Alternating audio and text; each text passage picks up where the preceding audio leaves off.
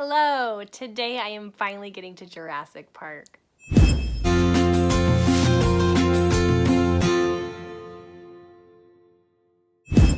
So a long while ago, a couple friends and I decided that we wanted to read a book together and then watch the movie. We decided on Jurassic Park and thought it would be great because we loved all the Jurassic Park movies. I actually don't like the second one that much, sorry to say. Brittany was the only one out of the three of us that had already read the books before, but she decided to reread them, and then Alicia and I picked them up and began from scratch. I actually decided to go the audiobook route. I've never really been into audiobooks, but I had started reading Tarzan, and I really liked listening to it in audio form. So I decided to listen to Jurassic Park in audio form. That's where I kind of became acquainted with, I believe his name is Michael Brick, and I'm so sorry if I'm getting his first name wrong. I'll correct it below. But anyway, I didn't realize how amazing he was. He's amazing. And I didn't realize how drastically a narrator could make or break a book for you. So now when I look for books, I automatically look to see if he has narrated any of the books I want to read. But anyway, so I decided to do that, made it through Jurassic Park just fine. What I think is really interesting about reading a book and watching a movie is I think one always sort of expects or understands that the book is supposed to be better because it's the original content from the author, you know, it's their creative genius. And what's interesting about going from a book to a movie is there is really a lot lost. Generally, there's a lot of detail lost, or there's a lot of inward thinking that is not as easily portrayed as obviously outward action is. Screenplays are written differently than books, so it's just different. And a lot of times there's sort of three perspectives. There's the perspective of the author who came up with these characters in the first place, and then there's what the reader sees in their head. And although the author usually should give a pretty good indication of how the reader should picture their characters and how the characters are saying what they're saying, I still think that obviously the reader sees what they want in their head and makes it up, and then you have this like third stage of the movie that then sometimes blows the reader's, you know, perceptions right out of the water, and you're like, oh, that's how you saw that scene happening? That's not how I saw that scene happening.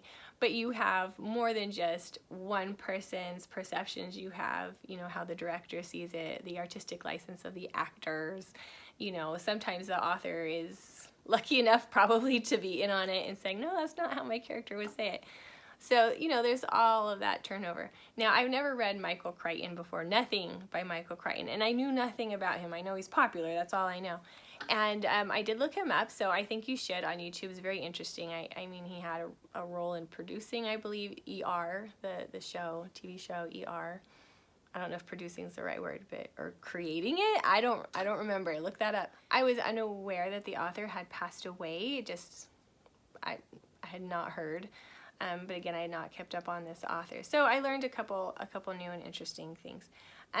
So do I think this book is as good as the movie? No, I don't. And that took me by surprise. I really expected to. There are a lot of scenes in there that, you know, you expect to find, ones that are not in the movie, ones that are very interesting, you know, so many more interactions with the dinosaurs. Okay, so for instance, Dr. Grant was with Lexi and her brother, and they were in a flotation boat going down a river, and the TRex, who you would assume cannot swim, got in the water right after them. Terrifying. And you know, he came up, his eyes were up and his nose was up, and he was like an alligator, and his tail like swishing in the back. I mean, there were a lot of really sort of terrifying scenes in this book, kind of. You know, there's unpleasantness, like a dinosaur kind of ate a baby. You know, there's some mentioning of that in there. I think in one of the Jurassic Park movies, I think they put it in the second one, where the little girl's on the beach, and the little she goes out, and the little dinosaurs kind of come up to her, and they look like little lizards, but then they attack her. If I'm not mistaken, that is actually in the first book. There was so little of interest to me in the second book that I felt the second movie had to pull extra things from the first book to combine with it just to make it interesting. But that's neither here nor there for this particular review. I'm just reviewing the first book. Brittany and Alicia had agreed to come on my channel with me, and we were going to give our review together, but neither one of them liked it enough to do that, and they both did not want to put down the book.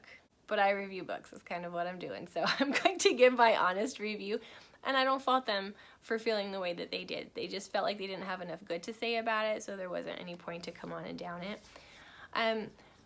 Do I think that Jurassic Park is a good book in general, or sort of a, I don't know, genius idea or fantastic sort of plot? Yes, I do. I mean, and like, the creation of the book was fantastic, and it's not the only one of its kind. I mean, I believe Edward Rice Burroughs did a dinosaur book, or Center of the Earth, or I don't remember. Oh, I wish I could.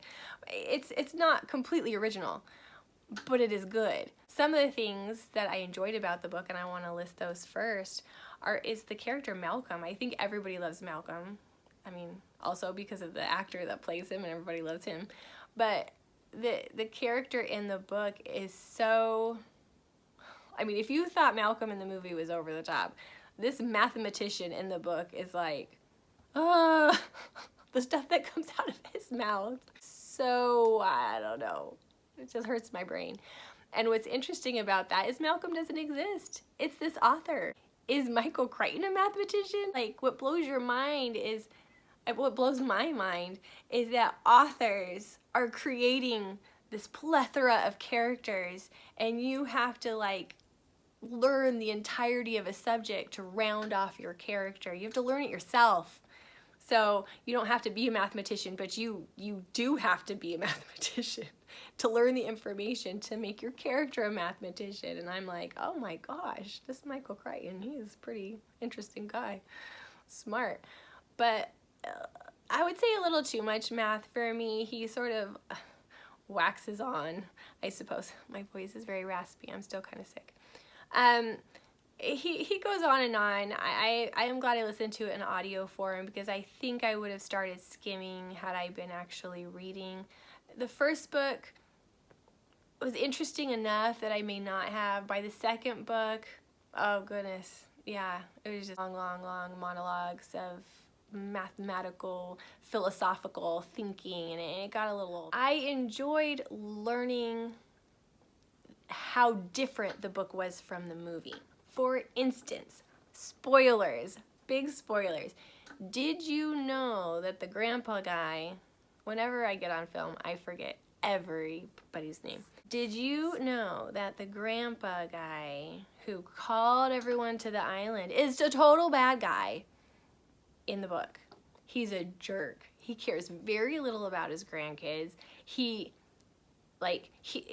the movie, they made him like want to make this park available for everyone. Like, they didn't want to make it so expensive that only the rich could come. Not so in the book. He was money hungry, totally catering to the rich. So that was very different. And if you want the biggest spoiler, he dies in the end of the book. He gets eaten by a dinosaur. By the little biting dinosaurs who bite you, and it gets you numb. Their bites start to paralyze you, and so they start eating you before you're actually dead. Yes, it is a fitting end to this guy. Honestly, you dislike him that much that you're kind of okay with it. Also, Dr. Grant in the book is wonderful with kids. He totally likes kids. In fact, I had a hard time understanding why they changed his personality to not like kids in the movie. You know, sometimes things are necessary for the flow of a story, but I really couldn't really picture what was so necessary about that particular element. I mean, maybe one or two scenes flowed a little better because they had to get him from point A to point B, and they used like him being near a kid where he wanted to get away from a kid to get to that point, but it felt like that was far too minor of a thing to really replace his whole character with. A lot of the other characters had a lot more page time, such as Dr. Wu. Way more page time in the book. I mean, he was so barely in the movie, but yeah. And then Muldoon, I think it was, he was in it, I think, a lot longer. There's a couple other characters, you know, where and this is kind of normal. In the book, there might have been 2 characters, but in the movie, they sort of morph them into 1 character, sort of to handle both of those personalities and to sort of tidy things up a bit. So that was kind of normal. What I was surprised with, I felt like there were a lot of plot holes, and I really feel like, am I the only person who maybe feels this way about Jurassic Park the book? Ooh, maybe mine's an unpopular view. I don't know, I haven't watched other Jurassic Park reviews to know how they feel about this book, so I may be alone in this. Okay, I'm just gonna name a couple little plot holes that I found interesting. So for you who've already read Jurassic Park, tell me if you've noticed these things as well, if they bugged you at all, or if you felt they were completely fine and I'm just being picky. My first plot hole that comes to mind, Tim, the little boy, in the book, Tim is older and Lexi's younger. Why? What? Yeah, like Lexi's like 7 or something like that, and Tim is quite, 12, I don't know. So completely different. That was interesting. So you'll have to flip those in your head if you want to think about the book. Their parents are getting a divorce, and so they come up here to the island with Grandpa, and he's talking about his, or the narrator's kind of going on about the situation of the kids, and Tim suspects that his mom has a boyfriend, but he doesn't know. But then later he's talking to Dr. Grant and says, yeah, I think my mom's dating this one guy. He tries to do nice things for us to get us to like him. But honestly, when they mentioned it first, it sounded like he just thought she had a boyfriend somewhere and that he didn't actually know who it was at all. So I felt like Michael Crichton just sort of forgot what he said the first time. That was kind of interesting. And then there was the subject of the paddocks. I did not understand what was going on at all. So there's the main scene in the movie.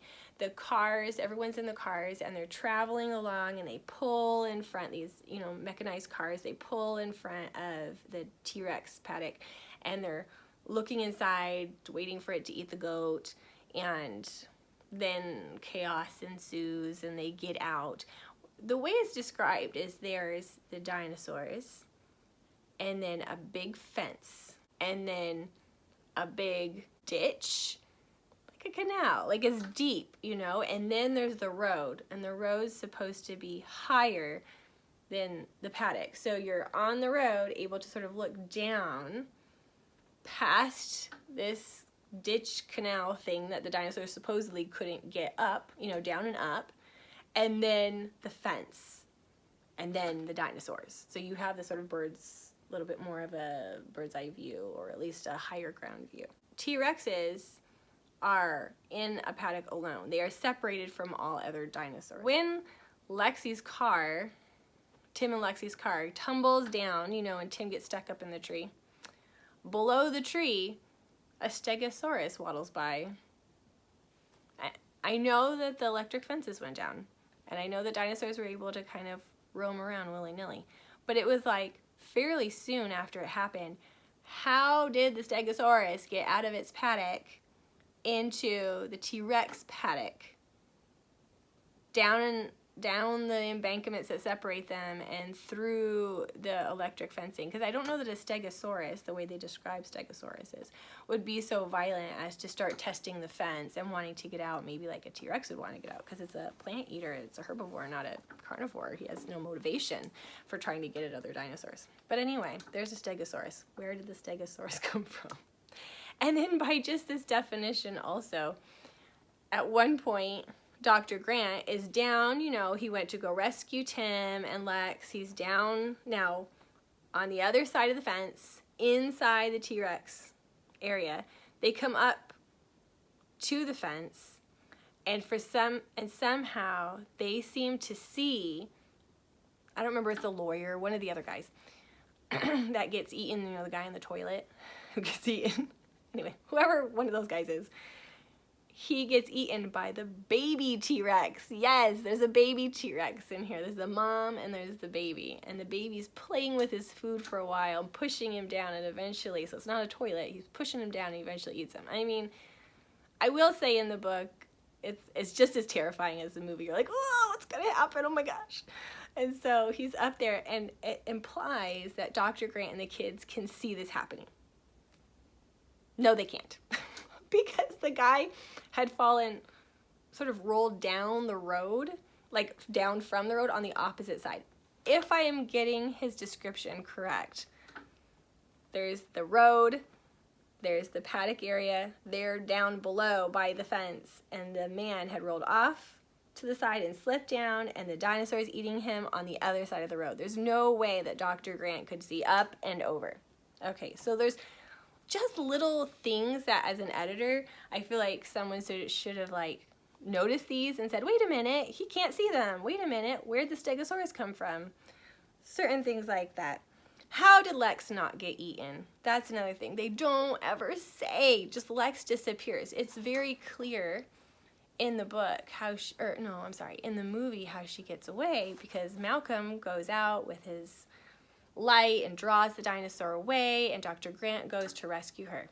Not so in the book. They didn't know what happened to her at all. She must have gotten away on her own. They heard her screaming. Dr. Grant did not rescue her in the book, but when he went down to rescue Tim, they found her kind of cowering in like a drainage tube that was down there. Then there was a lot of similarities, them spending the night and main things, but there's a lot more adventure. That's a good note. Of course, you'd expect that in the book. There's a lot more adventure of them having to get from one sort of building, work building to another work building, and getting through fenced areas and whatnot. So that, I did enjoy, of course. Okay, somewhere towards middle-ish end, when all this stuff is happening and they've all sort of come back together, the people who were separated, Lex and Dr. Malcolm, Dr. Grant and the kids, they all kind of converged back together. Dr. Malcolm gets injured, and so he is with, I think it's Ellie, right? The girl. Well, he's on a bed in one of the buildings, and she's with him, and Dr. Wu's with him, I believe. Maybe someone else. The kids are actually left in another part of the building, or another building entirely, sort of alone for a while, which is kind of odd. But the adults left them in that place, thinking that was safe, I guess. And back where Malcolm is, the raptors are super smart. There's so many more scenes with the raptors trying to get at the people. Oh my gosh. And they're up on top of the building and there's like a skylight with bars, and so you can actually see down onto the bed from the top of the building, and these raptors are up there the whole time after a certain point, chewing on the bars. They already broke the glass fell down over Dr. Malcolm, who's very injured, and then they're chewing through these bars like little bit by little bit, and so there's a timetable to get these dinosaurs distracted or to get them away and to save Dr. Malcolm. And there's just conversation after conversation of them below these dinosaurs and I don't know, talking philosophical again and will they make it and whatnot. And I'm like, is this the only room in the building? Move Dr. Malcolm! Get him out of there! I mean, glass has fallen on him. The dinosaurs are looking. And then what the weirdest thing is, I kept yelling it at the book, and then as soon as the dinosaurs were taken care of at the top, they picked up Dr. Malcolm and moved him somewhere else. The dinosaurs would not have continued trying to eat through the top if they had just moved out of the room. That didn't make any sense at all. And then going back to the kids, so they've had this terrifying experience of nearly being eaten multiple times, chased by raptors. The ending in the book is completely different than the ending of the movie. Completely. They want to make sure that they kill all the dinosaurs by the end of the book. Like, bring in the military, get them all dead. They realize that they're breeding exponentially. They didn't see this for reasons, computer glitches and whatnot. Dr. Grant says all raptors need to be accounted for. We won't know if they're all dead if we don't know how many there are. And so he decides to take Ellie, and I think someone else, and they're going to go to the raptor's nest, and count the dinosaurs. Which they do. It's bizarre. There's no purpose to it, because by the end of the book, it turns out it was for nothing, because they get rescued at the last minute, and when they look behind them, they start just bombing the crap out of the island. What was the point of numbering them? Because that number didn't go to anybody of importance. They just started like blasting. So that was that. But with all that terrifying experience that happened to the kids, they're sitting in this room sort of alone. Well, they are alone. And Lex says to Tim, 7-year-old Lex, "Man, I'd wish we'd gone with them to the nest." No. I cannot imagine my 7-year-old, after that many terrifying experiences of being eaten, wishing that she had gone to the raptor nest with the adults. No, I can't picture that at all. In fact, I would say that the most of the personality that came out of the kids felt inaccurate for their ages. The things they would say is interesting. Those are a lot of things that I would personally nitpick at, that just stood out to me, that didn't make a whole lot of sense. Overall, I really enjoyed I always do this. I really enjoyed reading Jurassic Park because I wanted to know what it was. I wanted to know all the extra scenes and everything else that was put into this story and the original thoughts of the author. Okay. As a Christian reader, I did get frustrated with the amount of times that the author used the Lord's name in vain. That is a big deal to me. It's just highly unpleasant. When I started the second book, they also started adding in the F word. I don't want to hear it. So personally, I just turned off the sequel to Jurassic Park. I didn't finish it. I know a lot of people won't be bothered by the language, so that won't be a hindrance to others. That aside, I probably wouldn't shy away from recommending the book, even with the plot holes, because I think it's interesting. Say, well, look at the movie and look at this and look at all the interesting differences. Now, as far as the movie goes, I will just say that I think Jurassic Park the movie is fantastic. Absolutely fantastic. I mean, usually it's the other way around. I think that you read the book and then see the movie and you're like, you destroyed the book. You took this and you trashed it. You took away the substance, the characterization, the intentions of the author. And in this case, he did take away the intentions of the author because he changed it quite a bit. But also in this case, I feel like they looked at the book and was like, we're gonna make that better. And they shoved things together, rearranged them, puzzled them, and spit something out that was like 10 times, 100 times better than the book overall as far as plot. A plot that made much more sense. I feel like the way Dr. Hammond was portrayed, that's his name, Dr. Hammond, the old guy. I feel like the way the old guy was portrayed in the book was wrong, just did not make sense. I mean, I guess you can have a greedy guy like that, but sometimes you're like, but you weren't meant to be that way. The way they did the movie, I feel like that was the Dr. Hammond. That was the real Dr. Hammond. So for me, this is one movie that outdid the books, like flat out took something creative and made it better. So if you haven't read the book but you've seen the movie, I still think you're sitting pretty because you got something really excellent. I would never say that there's no value to the book or the awesomeness of what was Malcolm that was created. I just feel like he's just a one-of-a-kind character. I mean, really brilliant. Will I read more of Michael Crichton's books? Probably not. Probably, and just because of the language. If there's a book that swears a lot, I'm just not into it. So, no, I won't. I do think he's a good writer. I mean, I still want to give credit where credit is due. It's still an amazing story. He came up with the story. I mean, not completely original. There are other authors that have gone before him with the same subject matter. But still, this was a unique story to him. And these were his characters that have become famous and well-known. And this was his island that he made up in his Jurassic Park, and so there's so much to praise in the book besides the little criticisms that I threw out there. it was still a fun read. If you're a Michael Crichton fan, tell me what one of your favorite books is. Is it Jurassic Park, or were there other books that caught your attention more? Did you finish the second Jurassic Park? Did you like it as much? Hope you enjoyed this review. I know it's probably different than a lot of others, or maybe an unpopular one, but those are my first impressions.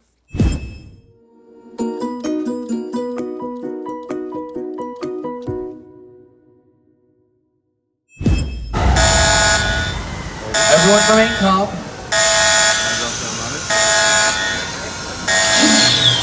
Oh my gosh, how cool. Eyes on me.